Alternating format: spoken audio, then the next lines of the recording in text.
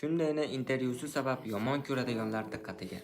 Kundeni yomon ko'rmanglar.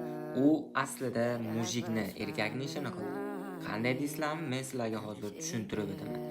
Xullas, Kunde Barselonaga loyiq emasligini o'zi juda yaxshi biladi.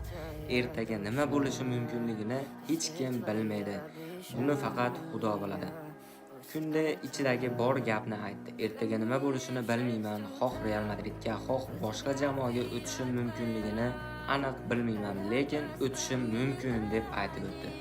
Bu yomon emas. Kunde aslida Visca Barsa, Visca Kataloniya deb turib, xoinlik qilib ketish ham mumkin edi, lekin u bunday qilmadi. Ichidagi bor haqiqatni ommaga taqdim qildi. O'tmishda Figo, Visca Barsa, Visca Kataloniya deb Real Madridga o'tib ketgan. Ronaldo ham Visca Barsa, Visca Kataloniya deb Real Madridga o'tib ketgan. Yaqin o'rtada Dembele Visca Barsa deb turib PSJga o'tib ketdi-yu. Shuncha Barselonani maoshini olib, o'zi jarohatdan tuzalmasdan PSJga o'tib ketdi xiyonatdan. Kunde buni yashirishni xohlamayapti.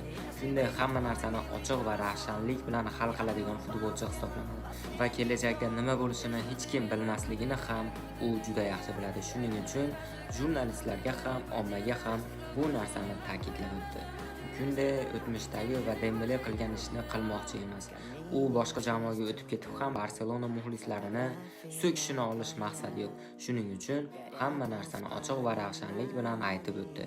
Siz bu Kundening fikriga qanday qaraysiz? Bu qilgan ishi qanchalik to'g'ri, qanchalik noto'g'ri?